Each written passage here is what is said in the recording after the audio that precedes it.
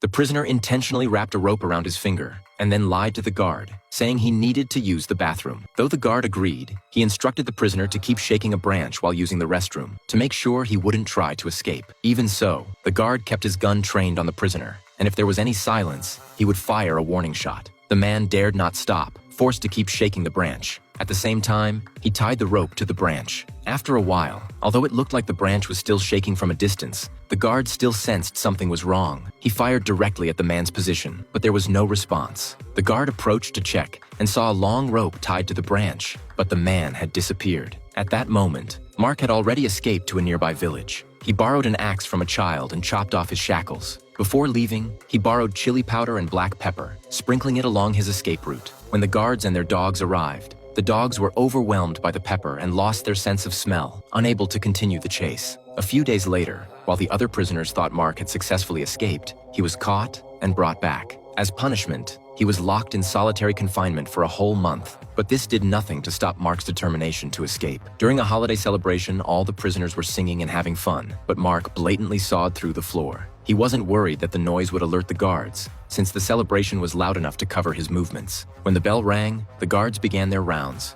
Mark had already dug a hole, and his cellmate quickly pulled out a hidden magazine to distract the guards' attention. Mark slipped through the hole, and another prisoner followed him. This prisoner, acting as a decoy, ran straight for the fence and started climbing the barbed wire, drawing everyone's attention. Though he suffered some pain, it created the conditions for Mark to escape. The guards noticed and immediately sent the dogs to chase. By then, Mark had already run far. To throw off the dogs, he kept jumping in and out of a section of wire fence. When the guards and dogs arrived, the dogs kept crossing the fence and completely confused the guards. Mark kept running through ditches, tirelessly fleeing, as if freedom had given him endless energy. Eventually, Mark wore out the dogs chasing him, and they collapsed from exhaustion. The other prisoners saw the dead dogs and thought Mark had successfully escaped this time. But to their surprise, a few days later, Mark was captured and brought back. After 2 escape attempts, the guards intensified their punishment of Mark. They made him fill in a hole over and over again. Only a few days later, Mark begged the guards for mercy, promising he would never try to escape again. At that point, the warden walked over, seeing they had achieved their goal, and finally let him go. When Mark returned to his cell, the other prisoners no longer greeted him like a hero. Mark understood their feelings, but he didn't say anything. The next day, Mark seemed like a different person. He responded to the guards' calls with an unnatural enthusiasm, becoming the kind of person he had once despised. But the truth was not like that.